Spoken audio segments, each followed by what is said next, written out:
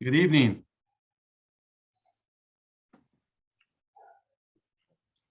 Good evening. Thank you. My name is Gary Peterson. I'm the CEO and president of Public Sector Search and Consulting. I'd like to welcome everyone who's attending this community input session on the qualities and attributes desired in the next police chief of the city of Rochester. My firm has been hired to assist the city in the search and selection process for the next chief. Our firm strongly believes in an open and transparent process. Just by way of our background, over the past 4 years, we've helped more than 40 public entities find their next police chief. And we also help in the selection process. And some of those cities are in New York. So we do have some New York experience in Albany, Syracuse, Beacon, Long Beach, and currently with the MTA in New York City. The city of Rochester Mayor Malik D has authorized and approved a community engagement plan that includes community input sessions like this one, smaller focus groups, a community survey, which many of you probably have already seen. If you haven't, you can take the survey. It's on the city's website. And thus far, 677 participants in that survey. There's also a police department survey. And so the gist of it is we really want to hear the many different voices and perspectives in Rochester.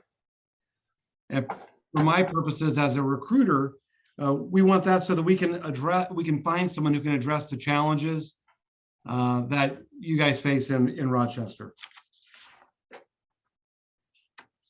You know, and I talked about some of those other meetings. Some of those are already taken place. Some of those are yet to be scheduled. This is one of 4 community input sessions. The other, we've broken those sessions up by quadrants of the city, and the other 3 will be held, one on February 4th. It's a Friday, and that's the Northwest area. Tuesday, February 8th, that's Southwest. And then Thursday, February 10th, that's the Northeast quadrant. And all of those meetings start at the same time, which is 6 p.m. And so the idea of getting this community input is to inform on the position profile that describes the attributes, qualities, characteristics, and skills needed to be successful in the position of police chief. It describes what success looks like and the opportunities and challenges of the position. And your collective input will help shape this position profile. And I understand if you don't want to speak, just listen to the conversations, but please participate by taking the survey online or feel free to provide input this evening. Before we start, I'd like to talk about a couple of guidelines we follow in these sessions. We've done this many times before. We have a total of 90 minutes for this session, so I'll try to be brief. This is not a city council meeting, so you don't get a prescribed amount of time. I'm going to ask questions to prompt the conversation. And then at the end, if anyone has something to add, we'll come back to that. So please make sure that you're muted and you use the raise your hand feature. And Barbara Pierce, the city's communications director, who's just waved, is my co-host, and she'll be on the raise your hand feature and will allow you in when it's your turn. And when she lets you in, please unmute and then share your perspective. Feel free to provide your name and the area of town you live in, but that's not required to speak. So feel free to provide your input last. I'm confident that everyone here is going to be respectful of each other. We may have differing views, but you all care about the city of Rochester. That's why you're here, and want to provide your input. With that having been said, we're going to begin, and I'll pose the first question that will help inform the position profile, which will eventually be folded into a color brochure that my team will design, and then that'll help us advertise the position to the greater police community nationwide. So what personal qualities, characteristics, and skills do you think the next police chief needs to be successful as the next City of Rochester Police Chief? And feel free to raise your hand. To raise your hand at the bottom, I believe there's let me find it. Bill, help me find the. It should be Raise down your at the hand. bottom of the screen. There it is. Diallo knows There how you to raise. go. There it is. You click reactions and you'll be able to raise your hand. So we have Diallo Payne who's raised his hand. Go right ahead. Good evening. I think you're on mute. He's not on mute. Is he? No, we can't hear you. I'm wondering if your speakers are operating. Your volume up? Yeah. There you go. We got you. Welcome, Diallo. You can hear me? I can hear you now. Perfect. All right. Very nice. Yeah, good evening. Some evening. good question. I'll just cut back into the response I was beginning to give. Okay, great. As to characteristics and traits, I think someone that's culturally competent is important. Someone that has a very strong belief in transparency, accountability. But the one I wanted to kind of put the most focus on, and then I'll wrap up my response because I know y'all don't have all day, is progressive as it relates to innovative ideas on kind of resolving crime, resolving the disconnect between the police and the Black and Brown and Indigenous community, and just being progressive about that. There's a lot of ideas that exist nationally. There's a lot of research that exists even at the U of R, particularly as it relates to gun violence, crimes, and how to reduce homicides. There's research on all of this stuff. And I think we need to utilize our experts kind of in, let's say, kind of look toward the future by utilizing a lot of the believed answers from academia. So that progressive piece, I think, deserves a lot of emphasis. Appreciate that very much. Thank you for that response. And you Thanks, can see Lisa has just raised her hand.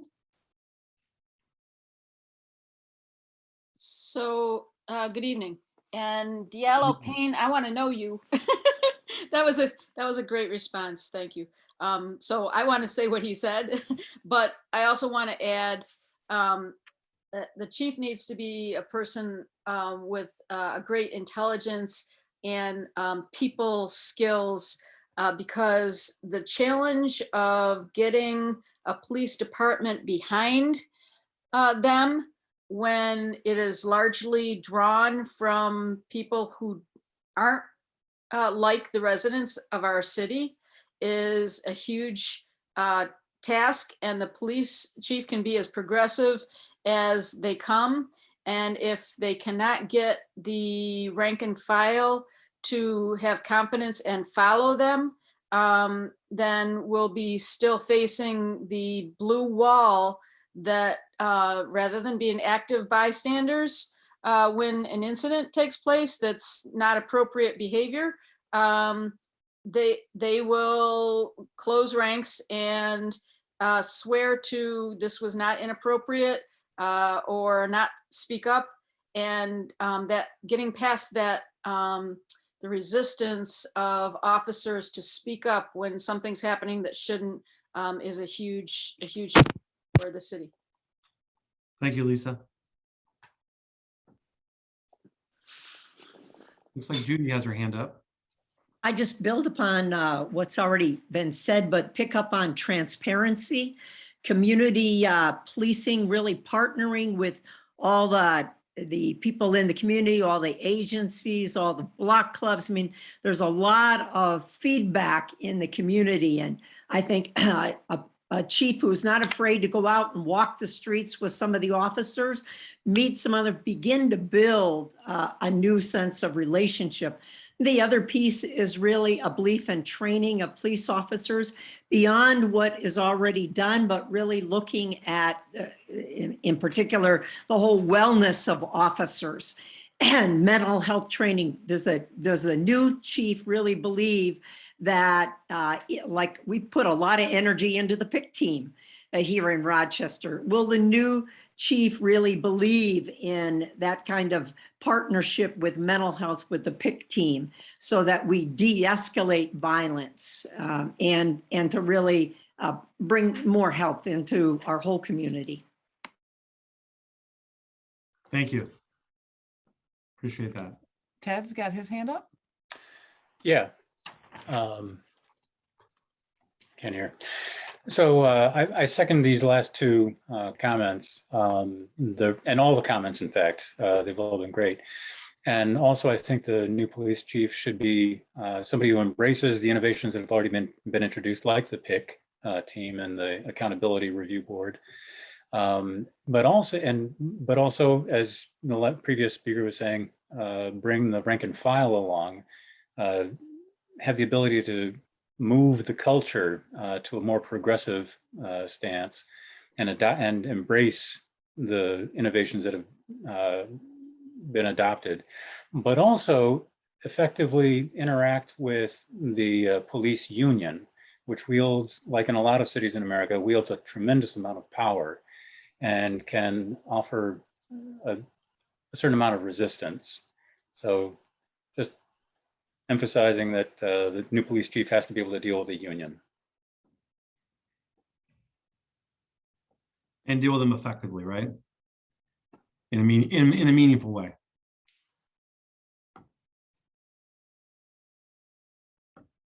Okay, who's next? Looks like Joan has her hand up. See Joan Gray? Hi, I would like to emphasize how important it is for community policing. And right now we have a police and citizens interaction committee within various sectors of the city where citizens and the police can come together once a month to talk about crime trends and other issues. I would like to see that blossom. In the 90s, there were 40 people sitting around a table, and now we're lucky if we get 6 or 7. So I would like to see a police chief who really wants to listen to the citizens in various communities, even if it's difficult to listen to what they say. Sure. And personal qualities, the chief has to be completely honest, and perhaps stand up to City Hall when it has to be done. Thanks. Thank you, ma'am. Appreciate that. Since we started, so at the bottom of your screen, there is a reactions button. If you click that, you'll see a raise hand button, and it'll zoom you to the front of the line here, and we can see your hand up. But if you just click there, you can raise your hand, and we'll call on you to give your input.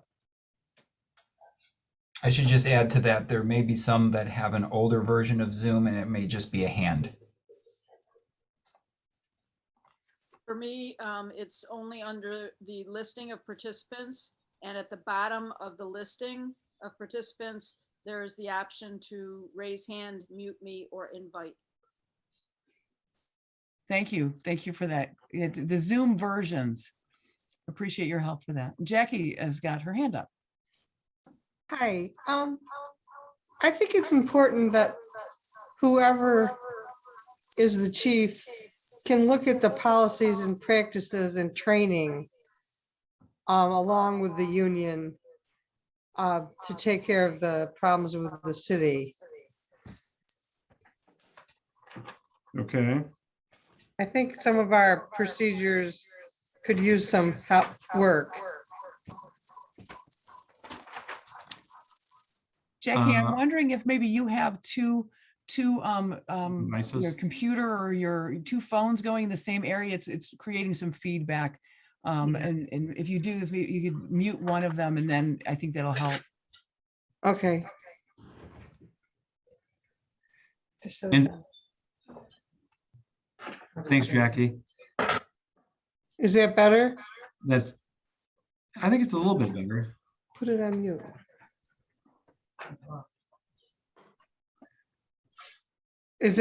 Can you hear me now?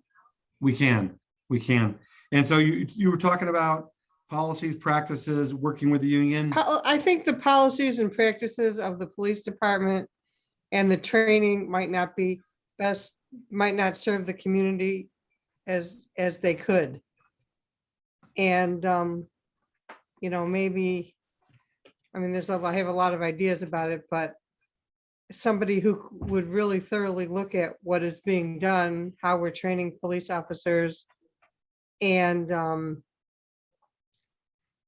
you know, they would need the union to cooperate with some of the changes. I think that there's a lot of unequal treatment to many different individuals, and that could be addressed a little better than what it is. Okay, what I'm hearing is examine the training and evaluate it for change, and then work with the union to change what needs to be changed. Did I get that right, Jackie? Okay. I don't know if you can hear me, Yeah, I think we can hear you. but that was my thoughts about training and policies and practices, and somebody that's not afraid to make some changes that may be beneficial to the community. Thank you. Other perspectives?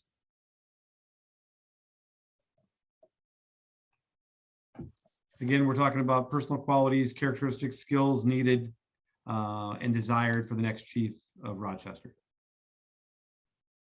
Anybody else want to weigh in? Jane Morgan. One of the requirements that I learned about over the last few years about police officers with the RPD is that it's based on a point system of who is applicable to apply or at least get confirmation. And one aspect that gives most points is if they are a veteran. Many times our veterans have been in war. They may suffer from PTSD. And I am really concerned about that attribute and that experience is the precursor to allowing a police officer to have more weight applying for that job and maybe being other attributes that might be more conducive to having a police officer on our board, on our force. Okay, and you know that these positions are civil service positions. You want a chief who will take a look at that and see if there's a correlation between more veterans being on the force because of the higher points. Is that what you're saying? I'm concerned about the fact that if you're a veteran, that you are weighted more heavily, maybe having a different background might change the original nature and the perspective of what a peace officer is as opposed to a police officer. And so so we're on that topic of the background of potential police officers. What kind of background would you be interested in your police officers having? I'd like to see a more combination of considering attributes. I know Gates Police Department, although they hire maybe 23 police officers per year, way lower than what we need in the city. They do a more in-depth attribute consideration. Who were they in high school? Who were they as a community person? Who were they as a person, as opposed to a military background holding the weight? So you're just looking at the background itself. Okay. Correct. And I think that's very important. It's called vetting. I think you have to vet people. The way you vet a person depends on what the job description you want as a city, particularly in an urban setting. And I think the vetting needs to be more in-depth and less heavily weighted on whether or not the particular officer has had a military background. Fair enough. Thank you. Thank you for that perspective. You're welcome. Other folks want to jump in?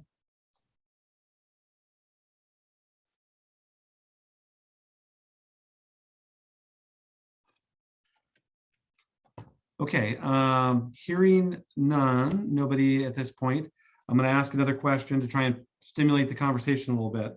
So what does this group think the new chief, the new leader of the police department is going to need to accomplish to be successful in the position? What do we need them to do?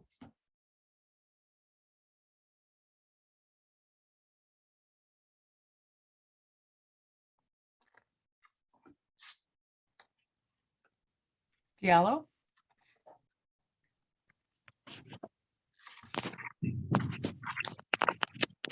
Hello, can you hear me? Can hear you, Diallo.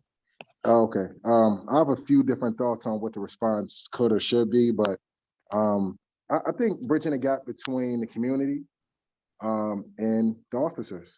You know, I think it's kind of that simple. Just a kind of a extended part of that response, I think, is that, and I think there was a comment earlier that made it. We need Black and brown folks to serve a city that's largely a majority Black and brown. You know, the city is, as I understand, about 60 to maybe 70% Black and brown. And we do not use the word minority, by the way, for those on the call. We don't use that term. It kind of marginalizes us. We don't do that. But either which way, the city is about 60 to 70% Black, brown, yellow, etc. Right? So we want to have people that have experiences that parallel and mirror the experience of the people they serve.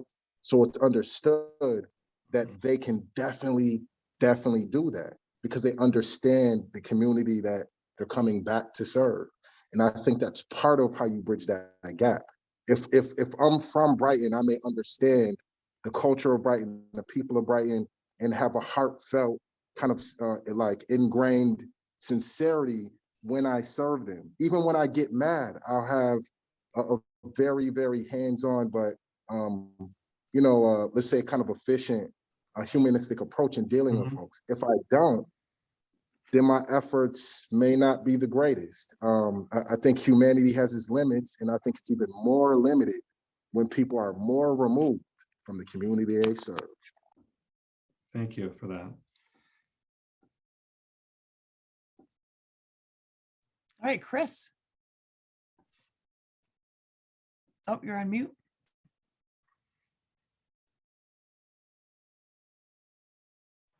There it is. Can you hear me and can you see me? Can both. We can hear you and see it, Chris. Lovely. Yes, my name's Chris. I'm 39 years old. I am a father. I am a third generation Rochesterian. I am a homeowner. I live in the city. I work in the city. Right. I think that any candidate that isn't forcefully advocating for the repeal of the bail reform law should not be considered. I think it has had a deleterious effect on the city of Rochester, and it is something that is being supported by mayors, most notably the new mayor of New York City, to be heavily modified, overhauled, so much so is even to the point of repeal. So I think that the new police chief should be forcefully advocating to the mayor, to the city at large, communicating to the city to get bail reform removed. Thank you for that, Chris. And I will just point out from my experience doing police chief searches, most communities want their police chief to be politically astute, but not political, right? And when a police chief's in a position to be advocating for one position or another, it puts them in a political position. And so while I hear what you're saying, I don't disagree with you. I think that's a tricky metric to be measuring someone who's potentially going to be your police chief, whether they advocate or not. I think what I would say is they need to be able to present the politicians with the impact information that maybe helps them make an argument one way or the other. But I hear what you're saying. I just want to point that out to the rest of the group. Thank you, Chris. Tom, you're up next. Sure. So if I heard your question, it was, what does he need to be successful here in Rochester? Yes. What do they need to do? And I would say a chief needs a full staff of officers to be successful. And I think we've been operating with short-staffed, and I think we need a commitment from our city council to fill those positions. Okay. All right. And okay, so you want a chief who will advocate for staffing levels that are appropriate. Correct.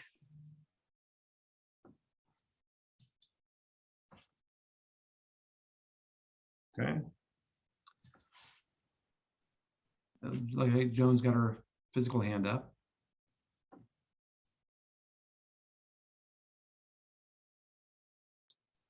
Yeah, I have an old school kind of Zoom. I agree with what Tom said. We need to reinvigorate the numbers within the police department. But the other job that the new police chief must do is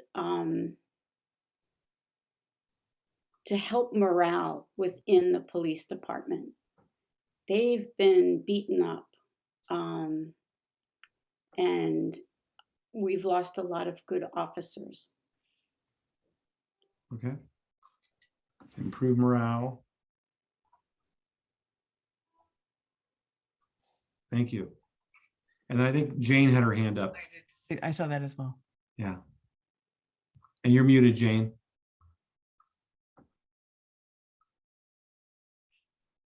Okay, I am. I'd like to reiterate Joan's recommendation to improve morale. I also think that our police chief needs to make sure that he or she is not going to get caught up in the brotherhood of what many law enforcement agencies are connected with. They need to be transparent. They need to make sure that they are encouraging their officers to speak up if something is wrong. They need to be brave enough to make that decision, and they need to have, that's why the chief needs to have officers that are not in allegiance to superiors. They are allegiance to the oath that they take as an individual police officer. I think the vetting, I'll go back to the vetting, I think who initially you decide to be on a police force is the beginning of the solutions of what we need in this city, especially in an urban city.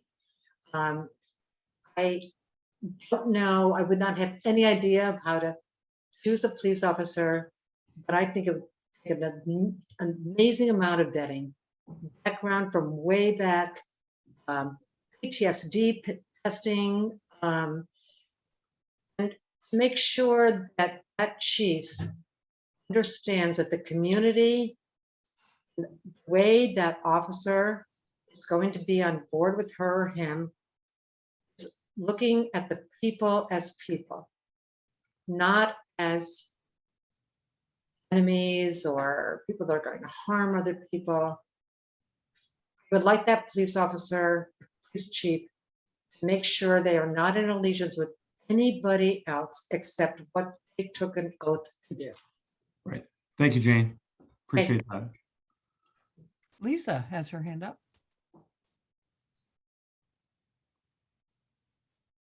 So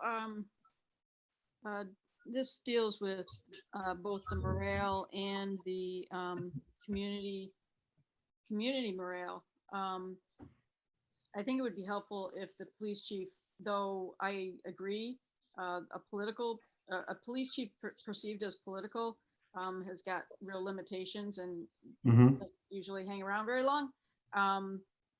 We would be well served by a police chief who can explain the issues that are involved in an urban setting to the community.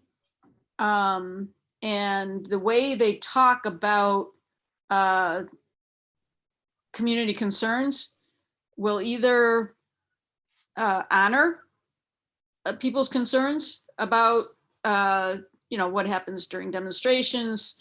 Obviously, it would have been helpful, I think, in the past for the police chief to come out and talk about legislators being hit in the head with tear gas canisters during protests. It would be helpful for the police chief to come out and speak more fully about some of the considerations when frustrations rise to the level of storefronts being bashed in, and what that does to the store owners, to the community that no longer has a convenience store to get food and is in a food desert. Right. Being able to talk about those issues in a more full manner, and not just when an emergency happens. I think that the police chief would serve us well if they were political in the sense of being able to articulate what the issues are, what our community stands for, and why we should be respectful of the police officers who work really hard to do the right job to protect an urban community, and not just speak up when some crisis happens that shines a really harsh light on everybody. Thank you for that, Lisa. And what I'm hearing is you want a police chief that's all in, fully engaged in the community, in all the issues, and being able to articulate what's going on and why certain things are happening versus other things. Am I getting that right, Lisa? Right, and also why we should support the police officers who are working really hard and doing a really good job when they're understaffed, but also recognize that when some police officers get it wrong, you got to say it. And there are labor issues, and there are procedural issues that sometimes get in the way of police officers or of police chiefs being able to speak to an issue. But if you come out when there's not a crisis, when there's not a specific incident that you would have to respond to, and talk about the importance of police officers protecting the community, not preying on young Black men because you think that a young Black man is more likely to commit a crime.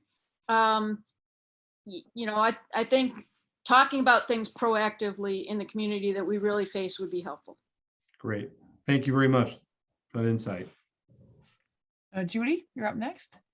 Yeah, a couple issues. I think the chief needs to really look at diversity, both in the hiring and promotion across race and gender lines. That should be an important piece. And if that means that the the staff needs to really do a lot more on cultural competency, that's really done. Second is the chief should be able to set really realistic goals with a timeline that's really published out in the community. We saw an example of that.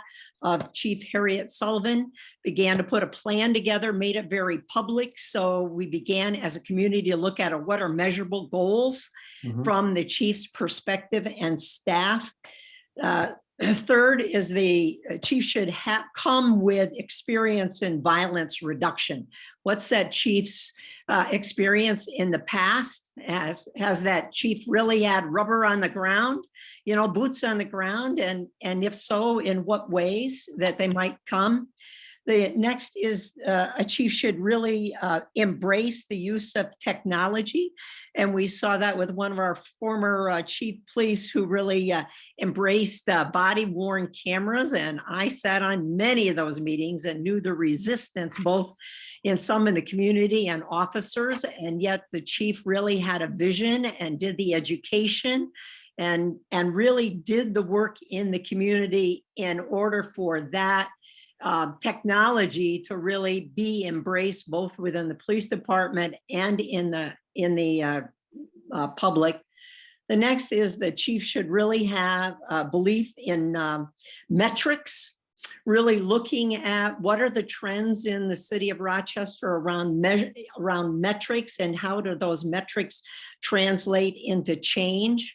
One of those examples was in the metrics, they determined all the number of people coming into Strong that had been stabbed, and began to really then work in partnership with the staff at Strong to say, how can we, if a gang member is coming in, how can we work in partnership to really reduce some of that, to reduce the stress in that moment of time? What resources really need to be put around?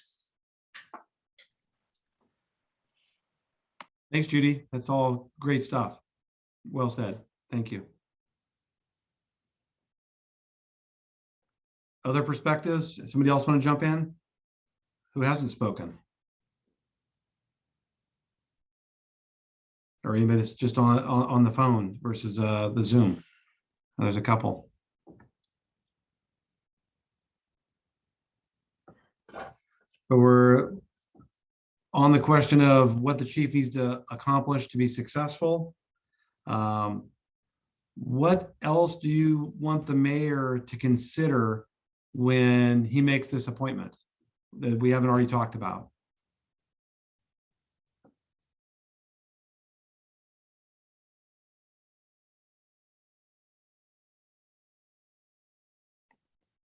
Any thoughts, ideas? Judy's got her hand up. Yeah, I would want to know why the person wants to come to Rochester. What is there about Rochester that really draws that person here? Are they from Rochester? Or they know Rochester? I mean, what is there about this city as compared to other cities that really speaks to their heart? Because I think they have to have a passion for being in the city. And I would hope the chief would live in the city. That's another piece that we haven't really talked about. That's not always been the case, even with officers. I think it makes a difference when you live in the city and you walk the streets and you know your neighbors and you have a sense of the diversity and the vibrance of our city, as well as the places of pain and despair and poverty. And you're not afraid to go into different parts of the city as officer. But what is there that draws that person here? Great, thank you. Ted? Yeah, and I would add to Judy's comment, which was excellent, by the way. I would like the chief to have a relevant previous experience in a city similar to Rochester. And we know there are a number of these kinds of cities around America. Okay.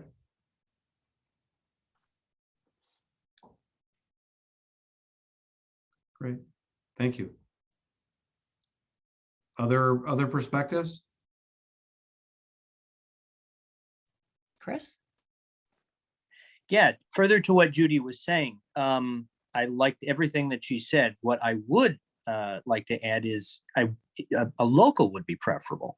You know, if it's someone coming from significantly out of the state or from another part of the country, there's going to be a very steep learning curve for them to get to know the city. It would be better if we went with someone in-house who knows the lay of the land already, who knows where the problems are, who is familiar with what the city needs. We don't need a careerist who comes in who parachutes in and then is out in 3 or 4 years onto greener pastures, which seems to be a common thread among other members of leadership within this community. That would be my only line. Great. Well, thank you, Chris. And I'll just kind of add a little bit of insight. Your average police chief in America is 3.8 years. That's the average tenure of a police chief in America. For a variety of reasons. Usually it's because they have a lot of experience and they're near the end of their career. And that's when you have the most experience, when you're when you're close to the end. So I appreciate your perspective. And, you know, obviously a local person is someone who you guys have already had a chance to look at and probably know or has had an opportunity to engage the community. So that's, you know, that if you guys have someone like that, then that's someone should be readily apparent. So that's great. Other perspectives.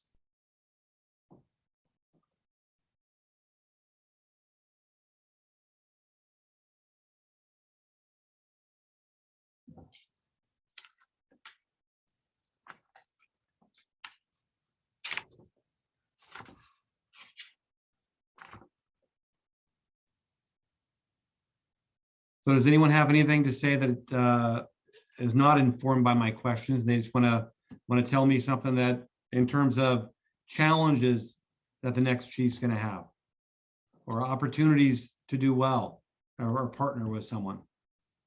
All of that would be good to know. Lisa. I think it would be really important for a new police chief to look, if they're already here, look with fresh eyes. If they're not, look into the history of the police department, because the community's memory is long about events and activities and things like, you know, the FIFs that they did where for a period of time in order to gain surveillance in communities where there was a lot of crime, you know, a young person would be stopped and asked for all kinds of information about, you know, their family, you know, where they're going, what school do they go to, things like that. And I think knowing what has happened in the past from both various community perspectives and from within the police department's perspective would be helpful to avoid a response or an initiative that could be perceived as tone deaf to different communities.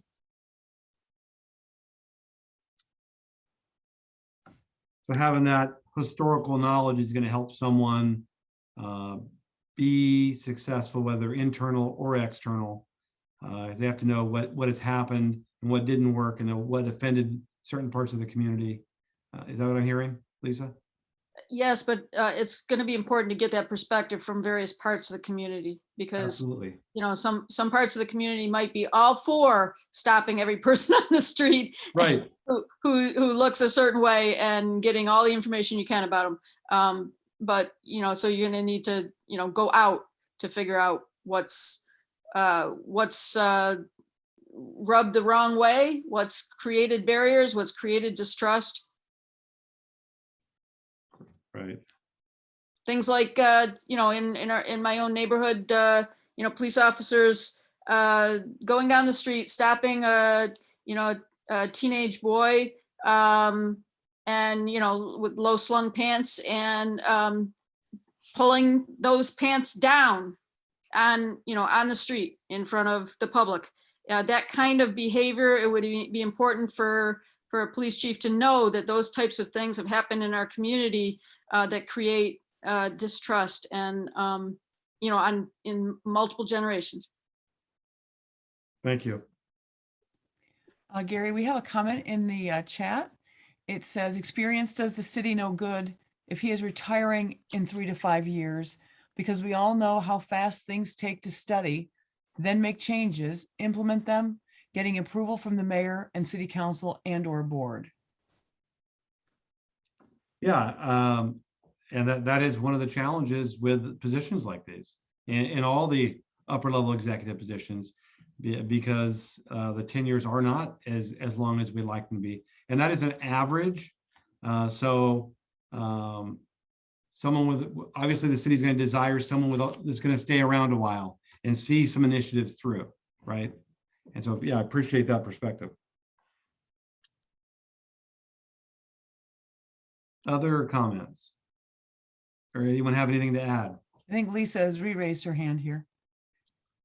So in response to the the statistic that you raised. It's kind of similar to what we've experienced here in a really troubled school district with very short tenures of superintendents, so they could never get ahead of steam up. What types of things have made it more likely for a police chief to stick around? Because this is a really, it's a polarized community with really some deep-seated problems. And so those, I would think, would be the types of environment where a police chief would stay a shorter period of time because it's a really, really tough job. What are the types of things that make it more likely so that we can be informed, to be able to answer this? Yeah, I think many chiefs that have been successful nationwide and have had relatively long tenures, they've been very strong in the community. So they've engaged the community, and that community can be supportive. And so they always say there's 3 legs to a police chief stool, right? It's the community's on one leg, the department's on the other leg, and then the city council and mayor on the other leg. And you probably can survive without one of them, but if you lose both of them, you lose 2 out of 3, stool's going to fall over and you're going to be out of a job. And so being engaging and being able to connect with all parts of the community and understand the different dynamics in each community, that's what I've seen in successful chiefs. Are there many of them out there? There are fewer and fewer, but there are. And so thank you for that question, Lisa. That was very good. Joan had her hand up. I would hope that a new police chief would take advantage of some of the educational resources that we have here. I'm thinking of the criminal justice program at RIT. And there might be a synergy there for thinking outside the box. Right. Thank you. Good.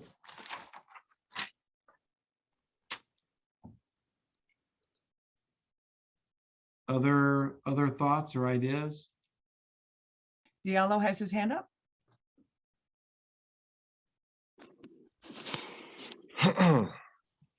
Yeah, first off, the last 2 responses I thought were superb. I agree with that. And I think the due diligence that goes into both of those directions, I think is very helpful. My response actually kind of is adjacent and overlaps a little bit with that type of thinking. It seems to me that a connection with Buffalo, I guess Niagara Falls, somewhat same landscape, but also Syracuse. And, hopefully the police chief can kind of share notes with those cities. We're kind of virtually the same or at least similar enough cities where maybe they're going through things that we'll eventually go through. And maybe the inverse is true as well, that, maybe we've been through something that Buffalo or Syracuse hasn't gone through. Either which way, it does seem that it'll enhance the intel and kind of advance and empower the knowledge base the police chief has. It does seem like it'd be easy and inexpensive, especially with Zoom. It seems like something like that would be kind of painless, cost effective, but efficient. Just collaborate with your police partners and figure out what their issues are and how they overlap. Makes sense. Yes, sir. Makes sense. Judy has her hand up. I think there's another role in the chief educating the community. I think there are lots of issues like wellness. What do officers go through around wellness? How might the community and resources support that? Zoom is such a wonderful piece where I think the chief could lead several or the staff could put together educational pieces for the community in a partnership way. Great. Thank you. Great. Lisa? Sorry. So building on what Diallo said, the Brighton the former Brighton police chief started a consortium of police chiefs in the whole region that was sharing information about challenges and about how to address them in a progressive manner. I don't know if that's continuing, but a chief in a large urban area that's, you know, kind of like the elephant in the room, it would be important, I think, for that person to be willing to join with other police agencies locally, because the police agencies support each other sometimes and work alongside each other and their investigators work with each other. And so it would also help to have that relationship. Thanks, Lisa. And I would like just say that typically in most regions of the country, by county or region, there's a police chiefs group that meets, you know, on a monthly or bi-monthly basis to discuss just issues like Lisa and Diallo were talking about. And I'm not sure if Rochester does that, but I'll find out. I'm assuming they do.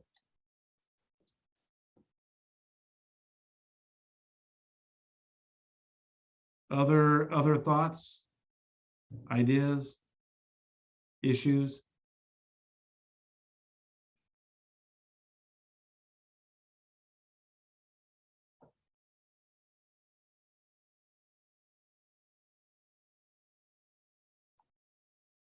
And this is your time to get anything off your chest you want to get off your chest and tell us what you want in the next chief. We've been at this for about an hour, including my initial monologue. And so if you want to stay around and continue to have a conversation, we can. If people are done chatting, they can obviously drop off. But I'm here to listen. Chris? All right, last bit for me. I think the number one priority of the chief coming in is to address the homeless issue. Not so much, it just speaks to the administration that the homeless are allowed to create very highly visible encampments under darn near every single overpass on 490. That is a corridor that gets hundreds of thousands of cars passing through it every single year. And for these encampments, which are highly visible under those areas, to be seen is discouraging for not only the residents, but any prospective people who want to live here or who are visiting. So I think that this is a significant problem, and it's one that can be addressed at least on 490 in a fairly quickly and fairly easily. It seems no matter how many times I send emails to the neighborhood service centers and the police chief, it's not an option for them. It's not a priority for them. Well, try to explain these encampments to a 6-year-old child or to a 2-year-old child. It is something that reflects poorly on how our city treats its residents, both homeless and not homeless. And that's all I'm going to say about that. Any other perspective on that? Tom just raised his hand. Or do you want more from Chris? Or anyone else? Okay, Tom Want just to raised his chime hand. in? Thank you, Chris. Go ahead, Tom. Oh, thank you. Thank you for hosting this. I did join late, but there's been a lot of good comments. Question just for you, Mr. Peterson. How many applicants do you expect to, how many applicants do you expect to have, and how do you sell us? How do you sell us to those prospective chiefs? Right. So the first question, how many applicants? No idea. So we advertise and then we go out and recruit. We recruit hard, and it's a 30 to 45 day process of recruiting and screening.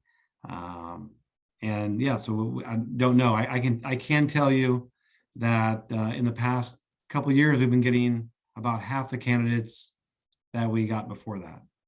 Typically, we'd get 40 to 60 people for a search. Now we're getting 18 to 35, depending on the jurisdiction and location. And then how do I sell the candidates on Rochester specifically? And so I am in the process of digging in and researching your city, of course, and learning about the great things about your city, and then how the contrast between a vibrant arts community and downtown, and the contrast with poverty and violence. And so, you know, there's a couple things there where folks are going to have to realize that this isn't a retirement job. This is real police work, real community interaction and engagement is going to be required to be successful here. And so I think it's the professional opportunity and challenges associated with the position, as well as the great location will be at the top of my list. Thanks, Tom. Lisa has raised her hand. So what, Mr. Peterson, what you just said about, you know, the contrasts in experiences in the city reminded me that I would want the police chief to be able to be not even-handed about police response. I often see in the social media around the Southeast area comments from people saying, you know, because there's shootings and burglaries and high violence in other areas of the city, that that the Southeast doesn't get enough police presence. I don't happen to think that's true. I think it is helpful to see police cars and police officers making appearances on a regular basis, so that the residents feel like there is someone out there. But the short staffing has created quite a crisis. But that's part of what I was talking about, the communication. I think setting reasonable expectations and explaining why something's happening. It may not be popular, and the mayor might not want the police chief to, you know, to publicize that, you know, if we spend an incredible amount of money on overtime, that there's not anything left in the budget for some other things. But I think those are things that need to be talked about frankly, in order to set reasonable expectations about what response times are, to which crime reports there will be a response, what the prioritization will be. And the innovation comes in when you're you know, allowing somebody who needs to call a police officer for a report of a car accident, to get a reasonable response and not wait 2 hours for a police officer to come and make a report. Right. But also honors that there are areas of the city that need some really urgent police responses. And there are other ways of dealing with it, other than, you know, sending somebody for an hour-long stint at an accident report. But, you know, we have things happening in the city like that really aggravate, you know, people who are paying for some kind of police response, like, you know, a hit and run where the police officers say, well, I will make a report, but there's no tracking of this information going to the city. This is for your purposes, for you to give to your insurance company. It's like, well, how does the city know then that there were 10 accidents at that intersection in the last 2 years, right? If there is not a report going to the city, They wouldn't know that, right? So right. I get your point. Yeah. So the problem is, when you've got police officers that say, well, I'm here and I'm going, well, actually two, in my experience in the last 6 months, 2 officers showing up and saying, well, we can't do anything about this hit and run, but we'll give you a report, and we're not telling anyone. And that's aggravating. Yeah. So that kind of probably, that description falls below the standard of what I think that you would expect in that kind of a response. So I share that with you, and I'm sure they must be super busy, Well, but they were saying there is no system to make a response. They weren't saying we aren't going to bother making a report. They were saying if there's an accident, that there's no system in the city to make a report. That may not be true, but I have heard that elsewhere. Okay. Yeah. I don't know the specifics on that, so I'd have to defer to someone else who might know. But I'll just leave it at that. Thanks. Judy has her hand up. Yeah, I think there's a new opportunity. I look at the statistics of the number of young people, 14 to, I think it's up to 25 now, who have really caused a lot of the homicides in our city. There's been an increase this last year. And we have a mayor who really is committed to youth employment partnerships. And if we had a new chief who really had that same passion, who could bring and look at the system of how do the police really become interactive with youth at an earlier age, so that you begin to get a different feel of the police, building that partnership. But it just seems like the time is right. It's both with the increased number of homicides committed by young people, and then with a new mayor who really believes in youth and employment and stuff. And how might the police be in a partnership there? Now, I know that there's been a youth academy, at least before COVID. I've been on the chief's PCIC. And so we've seen these young people come, and they've been a part of a new vision of really, being in partnership with the police right. Building relationships. So I think the time is right. And I would hope that a new person coming into that job could begin to see that vision, because I think that could begin to turn some of the violence around in new ways. And we have certainly the resources of the community, the Rochester Community Center, that has all the, the philanthropy behind it, right? Begin to put some new money in. I mean, Simeon Banyan has been there. The ES&L Credit Union, they have said, we want to come to be as partners. We were on a meeting last night with the mayor, and we want to partner. Well, what might we do if we look at this around youth and violence and training employment? So great. Thank you for that. That's very helpful. Other thoughts? Anyone hasn't had a chance to speak, would like to speak? Mary? You're muted.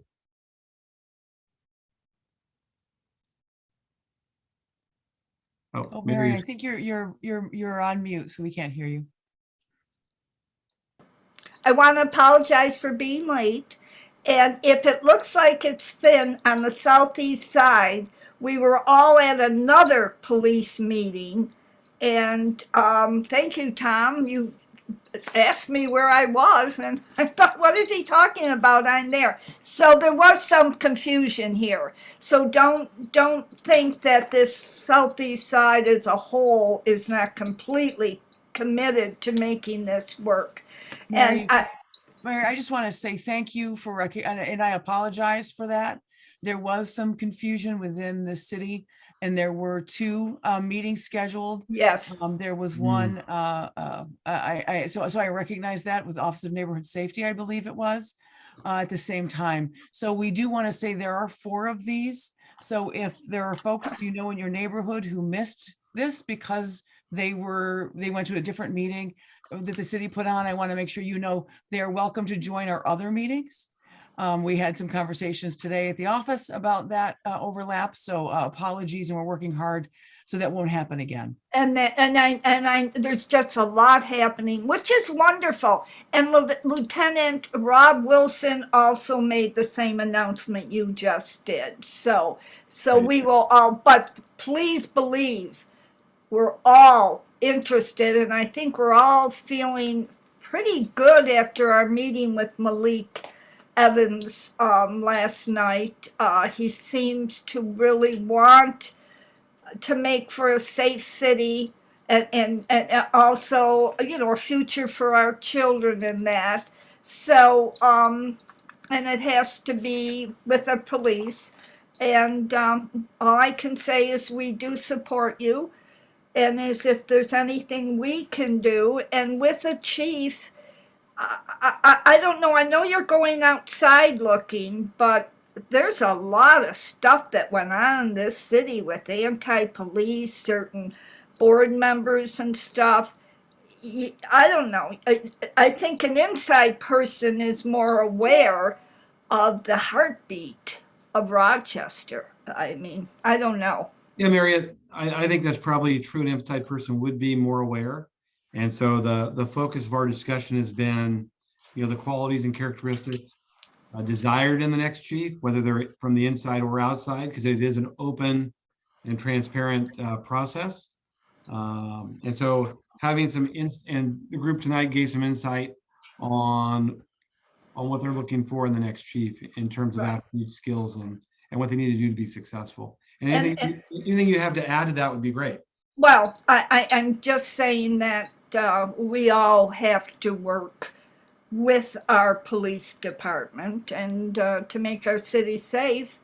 And it's not just our police. We have to look at our schools, which is a failure, Judy, bringing up about our children and the police working together. Our children have no future. I mean, first step out of poverty is schools, and our schools are one of the lowest in the United States, and there's no really good jobs. So this is a whole program together, and we just can't keep blaming our police. We know and we've seen law and order is completely broken down. We have to bring it back. As far as I'm concerned, we all have blood on our hands. So I think we need someone who wants law and order, understands poverty, understands bad schools, understands the lack of jobs in this city, and the underlying factors that have maybe caused a lot of what is happening with our people in Rochester, the despair. It's understanding everything, but yet you can have compassion and understand and work with our mayor and still make it work by saying we still need law and order. I mean, that's someone with compassion, but yet they have to do their job and can work hand in hand with Malik and hopefully some of our council members to turn this whole city around. Thank you. We have another comment in the chat, Gary. It says, how can we use non-police people to supplement the short-staffed police force? Maybe send a clerk or report taker to a robbery where the robber is long gone. Maybe send a tech to take fingerprints. Yeah, and so I think those are all viable options. I think there are some bargaining issues with the union, having non-police people do police officer work. But I think that's something that probably can be worked out. You know, and I've heard a lot tonight, folks say that the police department is short-staffed. Yes. And so, and I kind of know what the numbers are. The numbers are lower than they were. And so in a lot of departments, you know, when a new chief comes in, they look at realigning the resources to the areas they need to impact, right? And so oftentimes, I don't know about in Rochester, but there's an imbalance between folks that are on the street and officers that are inside the office. And more often than not, it's more people inside the office than on the street. So, and I'm not sure that's the case here, but that's something that a new chief would want to take a look at and make sure that there's a good balance so that you have appropriate number of people answering calls for service in an appropriate amount of time. And Lisa had her hand up. So sorry, Lisa. No, that's fine. That was a useful discussion. The police chief should have a sense of what's happening in the Monroe County Jail. It's better than it used to be, but one of the things that happens, I think, in the community is that residents who are disrespected by the police on the street and then go in the county jail and are abused by officers don't distinguish between who has done what. They don't distinguish between uniforms. All they see is uniforms. And so it creates it magnifies a bad relationship. So knowing what's happening in the jail, not necessarily taking responsibility for it, but knowing that it's happening and addressing it would be important. Great. Okay. Diallo has his hand up. Go ahead. Yep, I'll try to keep it quick. So I've been listening the whole time, and there's been some great comments. And maybe I missed it because still got some late night work to do. But either which way, mental health. So maybe my response is just a supplement to someone else's comment. But you know, we have Daniel's law in place because of the Daniel Prude situation. And as we, I think, or mostly all know, the Daniel Prude situation was, you know, a person that was having a mental health event. So mindfulness, awareness, hopefully, you know, a decent or maybe very good background in mental health and, you know, how to handle it, ways to curb the problems that can come with it, like the Daniel Prude situation.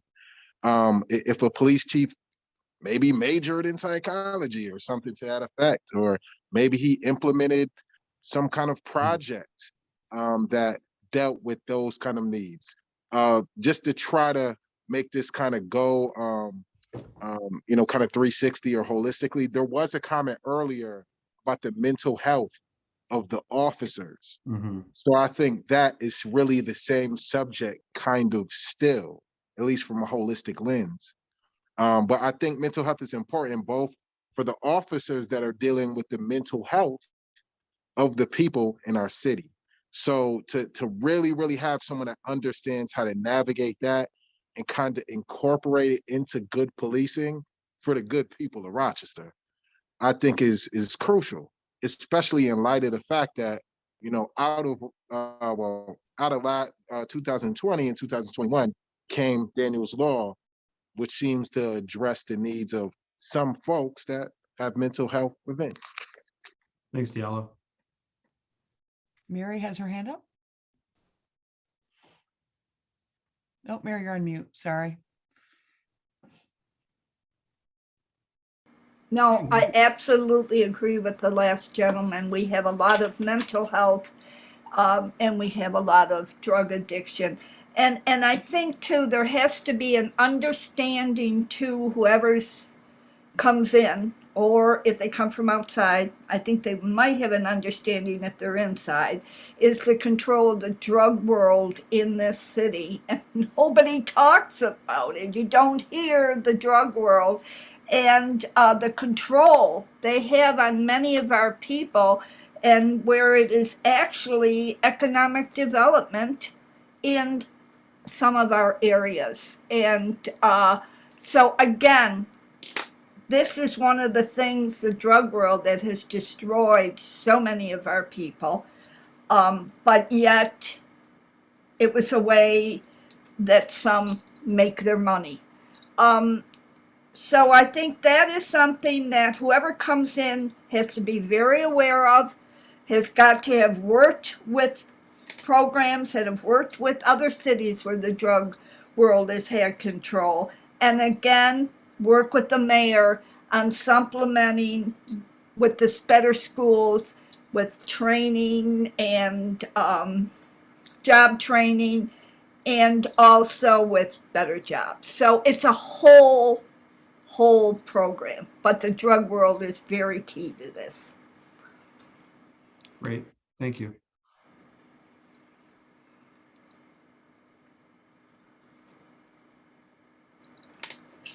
Well, we scheduled this for about an hour and a half, and we're about 6 or 7 minutes out from that. I wanted to make sure that if you wanted to speak and you haven't, that you take this opportunity to say your piece, give your perspective, or if anyone else has anything else they want to share at this time, I would encourage you to do so before you run out of time.